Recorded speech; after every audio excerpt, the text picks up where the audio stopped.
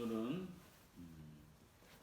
6월 18일 4회차 책 한절 설교 완 이 부분에서 하나님 편, 이웃 편, 자신 편 중에 오늘은 하나님 편 Q3, Q10, Q5, Q7, Q26, Q9, Q12, Q28 해서 총 8개의 본문을 강의하도록 하겠습니다. Q3 페이지 앞에 Q3은 하나님 편 세 번째라는 의미고요. Q3 페이지 20페이지 마태복음 6장 33절을 먼저 열어놓으시고 기본 강의를 잠깐 하도록 하겠습니다. 우리 책의 오른쪽에 보면 설교 노트가 있는데 이 설교 노트는 빈 복란으로 되어 있습니다.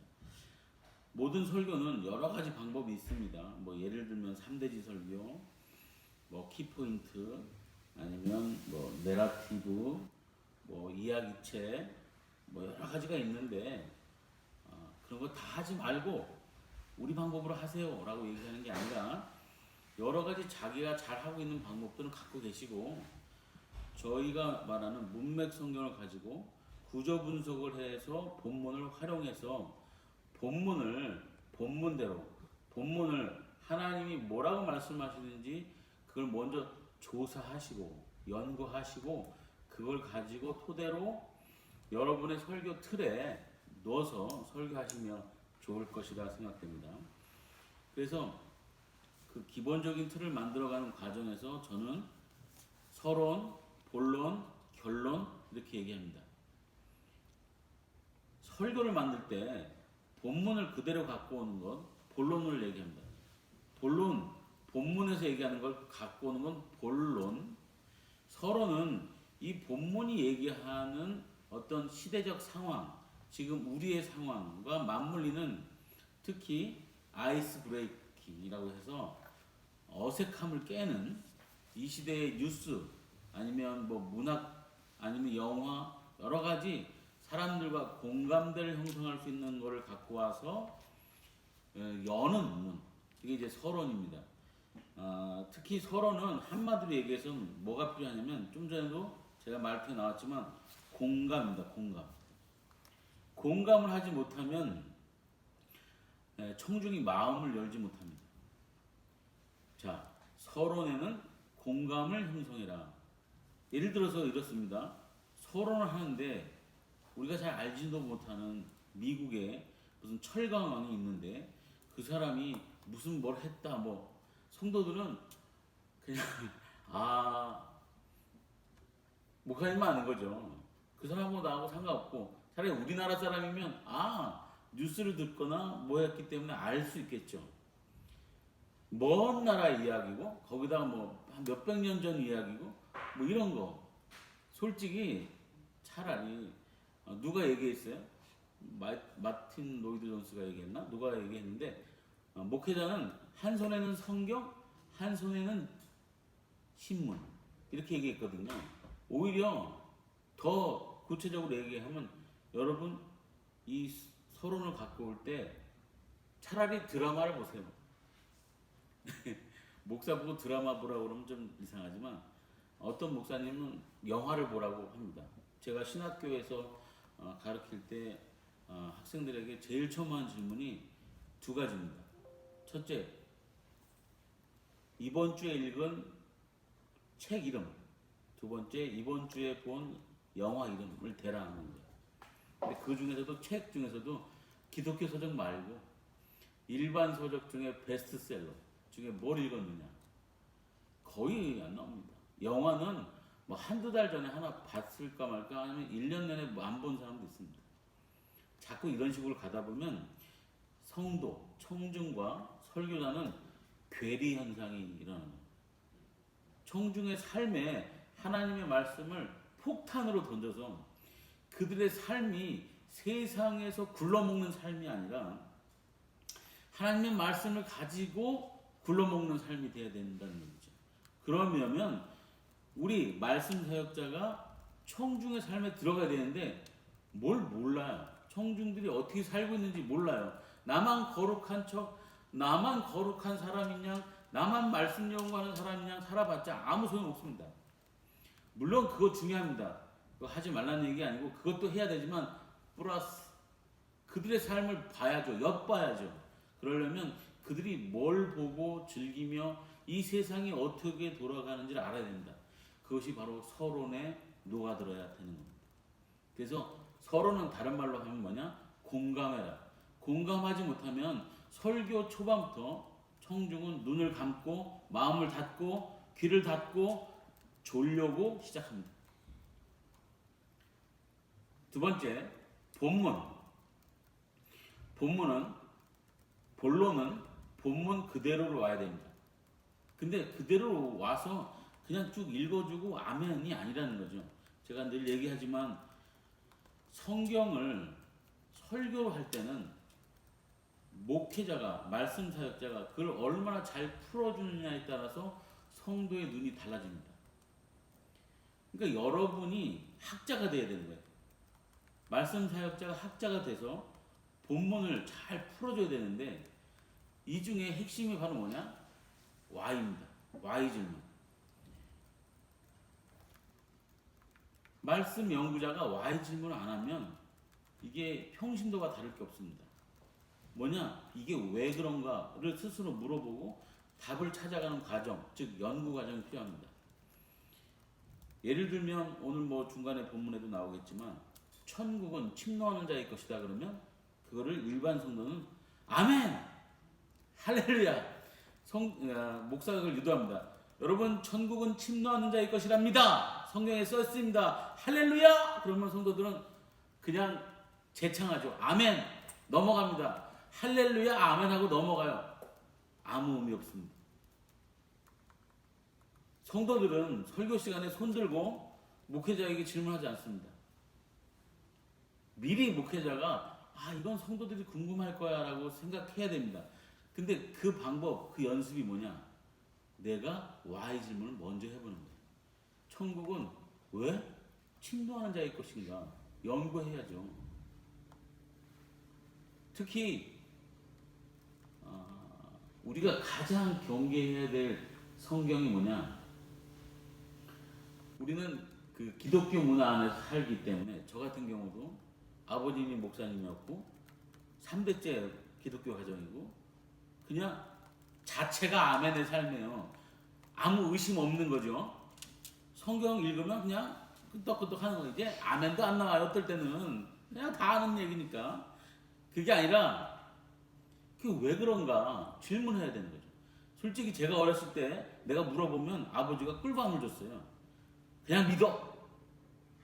이놈의 새끼 자꾸 질문하지 마. 자꾸 질문하면 이다냐. 뭐 이런 식으로 어릴 때는 그랬어요. 자, 이게 무슨 얘기냐? 이게 성경이라면, 이런 성경이라면 옛날에는 덮어놓고 믿었다는 거예요. 근데 지금은 열어놓고 믿어야 돼요. 그렇지 않으면 이단의 공격이 왔을 때 다 무너집니다.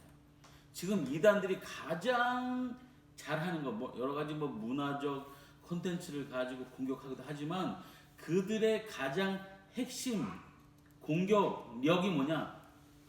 아이러니하게도 말씀입니다. 말씀 갖고 들이대요. 근데 우리가 말씀으로 그걸 되받아칠 공격이 없어요. 그럼 당하는 겁니다. 그러니까 성도들에게 다른 공격력을 키워주는 게 아니라 말씀에 무장을 시켜야 되는데 그게 안 되니 이단이 오면 무너지는 겁니다.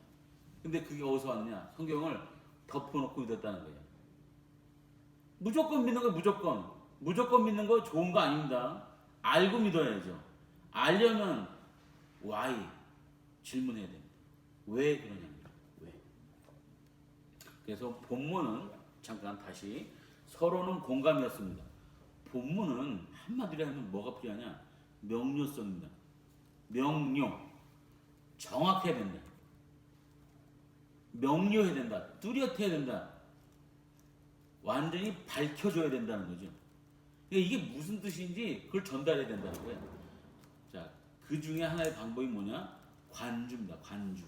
제가 아까 서로는 공감대를 형성하려고 뭘 하라고 그랬죠? 뉴스를 갖고 오든지 영화를 갖고 오든지 드라마를 갖고 오든지 이런 우리 삶의 어떤 주변에 있는 이야기들을 갖고 와서 공감대를 형성하는 거죠. 그럼 본론에서는 뭘 갖고 옵니까?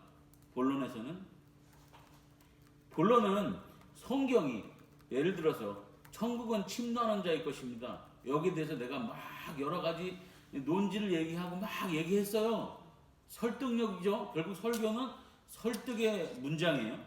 막 설득합니다. 그럼 성도들이 그렇지 하면서 속으로 무슨 생각이야? 저건 박 목사 얘기지. 나는 그 어떤 감정이 있단 말이죠. 이걸 확 깨는 게 뭐냐? 이건 내 얘기, 박 목사 얘기가 아니라 이건 하나님의 말씀이라고 하는 것을 확 던져주는 게 바로 뭐냐? 관주입니다.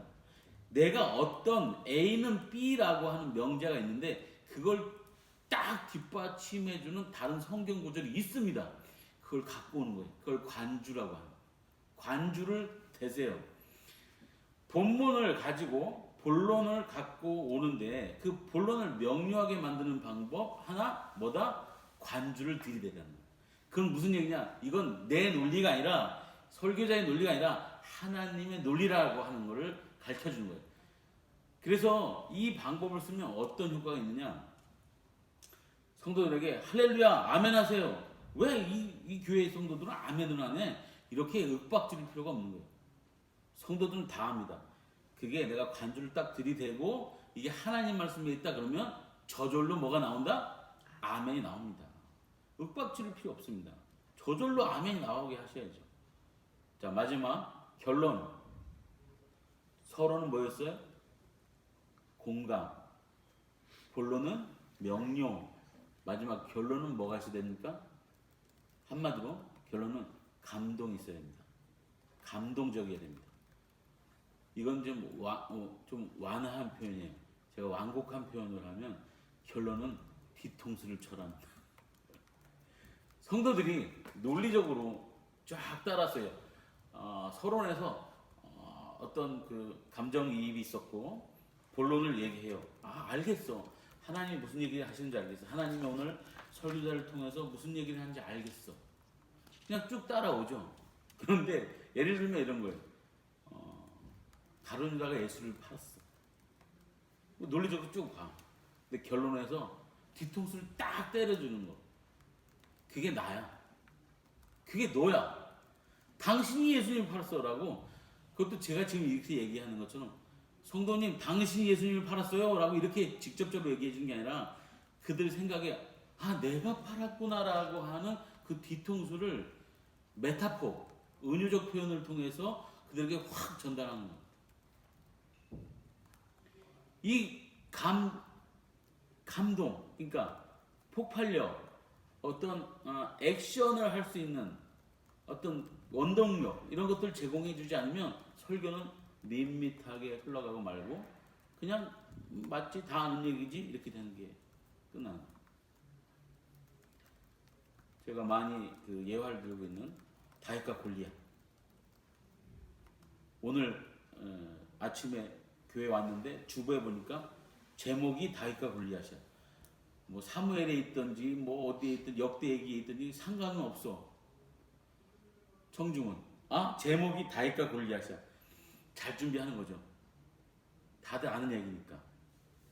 벌써 제목부터 평이하죠.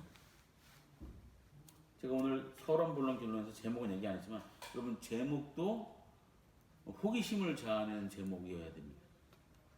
왜 이런 제목이었을까?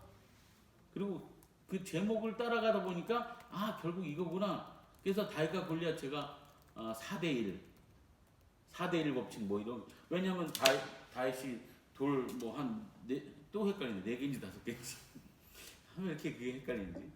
4개예요? 5개예요? 하여튼 4개면 4대1이라는 거죠. 5개면 5대1이에요. 하나밖에 안 써먹었잖아요. 근데 왜 4개를 준비했냐는 거죠. 거기에 착안해서 제목을 4대1 이렇게 한다는 거죠.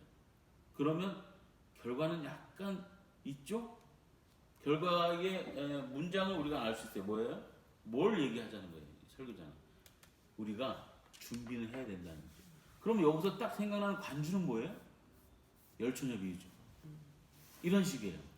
그게 내가 얘기하는 게 아니라 성경이 얘기하고 있잖아요. 준비해라 이거잖아요. 그러니까 그런 관점들을 갖고 오라는 거죠.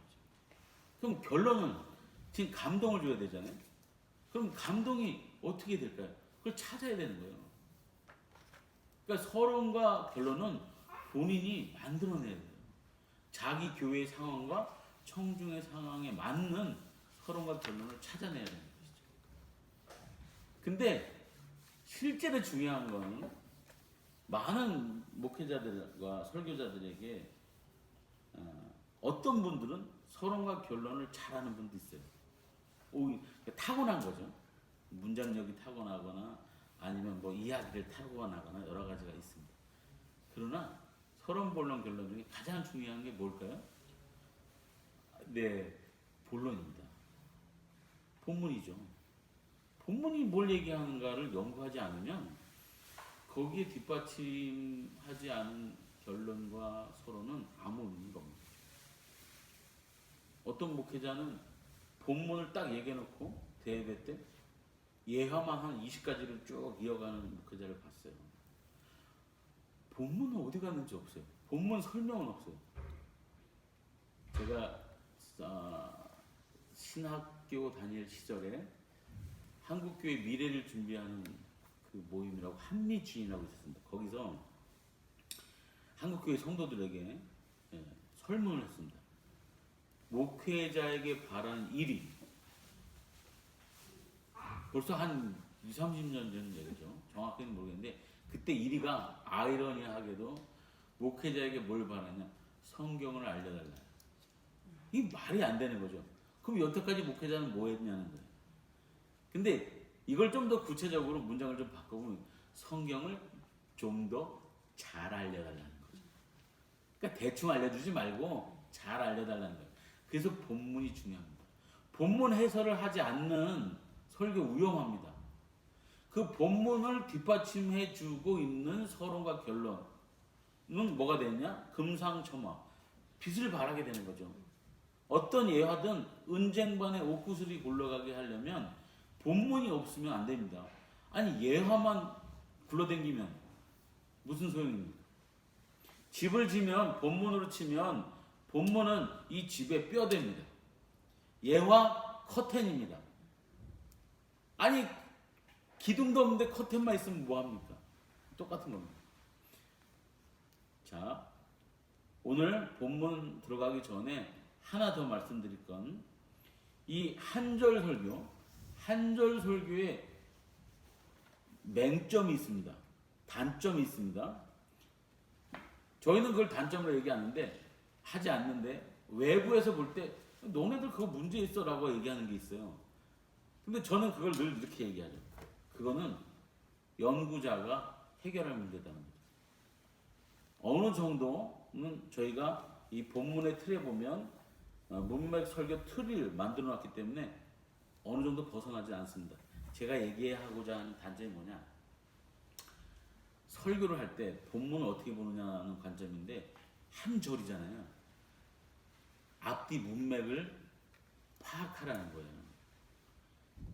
저는 분명히 이 얘기를 합니다. 지금 오늘 마태복음 6장 33절을 Q-3에 시작할 건데 제가 강의할 땐 이거 앞뒤 문맥은 얘기하지 않습니다. 뭘 전제하느냐? 여러분이 그 정도는 알고 있다는 거예요. 내가 지금 평신도한테 강의하는 게 아니잖아요. 설교자들은 마태복음 6장이 어느 정도에 위치하고 있고 마태복음 6장 33절 전에는 무슨 얘기가 있고 마태복음은 신약에서 어느 정도 위치하고 있고 이 정도는 기본적으로 알고 있다는 전제하에 저는 합니다. 그러므로 여러분 당장은 마태복음 6장 33절 이전에 있는 32절은 뭐가 있고 이전에는 뭐가 있고 이게 어떤 주류에서 나왔으며 어떤 단락에서 비롯됐고 이 정도는 여러분이 파악하셔야 됩니다. 근데 꼭 하셔야 됩니다. 그렇지 않으면 본문을 오류로 오해할 수 있는 소지가 많이 있습니다. 실제로는 여기 이제 오늘 마태복음 6장 33절을 보면 문맥설교 틀은 주제를 성도가 먼저 구해야 하는 것 이렇게 있잖아요. 벗어나지 않아요. 제가 8대2 법칙을 가끔 얘기하는데 8대2 법칙 한 2 정도가 연구하지 않으면 벗어날 수 있어요. 근데 거기에 걸리면 진짜 말씀 사역자가 큰 창피를 당합니다. 왜냐면 일반 성도들도 아는 요즘 같은 건 이런 거 있잖아요. 왜, 뭐죠? 뭐 저기 개업식 선물로 많이 하는 문구 있잖아요. 뭐죠? 내 시작은 미약하였으나 나중은 창대하리라. 말 그 자체는 좋잖아요. 근데 그게 그런 의미로 쓰여지지 않았다는 거는 웬만한 말씀 사역자들은 알아요. 근데 아직 성도들은 모르는 사람이 있죠. 아직 성도들 중에 모르는 사람이 있다는 얘기는 아는 사람도 있다는 얘기예요. 근데 그거를 그대로 설교를 한다고 쳐봐요. 그러면 성도가 앉아서 우리 목회자가 설교를 하는데 저 뜻이 아닌데 그러잖아요. 제가 아까 말씀드렸잖아요. 설교는요 논지에 그래요. 즉 설득문이에요. 내 논지가 이러니까 날 따라와 그러면서 서론 본론 결론에서 성경이 무슨 말씀을 하고 하나님이 무슨 말씀하시는지 결론까지 싹 끌고 가야 되는데 중간에 엉뚱한 얘기를 딱 해요. 틀린 얘기를 해요. 잘못된 얘기를 해요. 그럼 성도의 머릿속에 뭘 생길까요? 이게 생긴다. 이게 갈고리가 딱 생겨서 그 자리에 머물러 있습니다. 안 따라옵니다. 그 논지를 따라오지 않고 무슨 생각하냐, 저거 아닌데 나보다도 모르네, 뭐 이런 생각들로 꽉 차 있습니다. 그냥 그 자리에 머물러 있는 거죠. 그럼 논지를 쫓아오지 않고 뭐가 되는 거예요? 그 설교는 꽝 되는 거예요. 그 사람한테는. 그러므로 설교자는, 목회자는 끝까지 연구해야 되고 성도보다는 훨씬 더 퀄리티를 높여야 된다. 뭐에 대해서는? 성경에 대해서는. 그래서 제가 목회자들한테 얘기하는 게 하나 있어요. 뭐냐면 다른 거 전문가 되지 마라. 다른 거 박사 되지 말라. 목회자, 부동산 박사 될 필요 없어요. 그건 성도들이 하는 얘기죠. 자, 다른 건 몰라도 꼭 이거에서는 절대 성도에게 뒤지지 마라. 뭡니까? 성경에선 뒤지면 안 됩니다. 성경에선 박사가 되셔야죠. 여러분 교회에서 성경을 가장 많이 아는 사람 평신도가 되면 안 됩니다. 바로 여러분 목회자, 설교자가 돼야 합니다. 그래야 말씀의 권위가 서게 됩니다.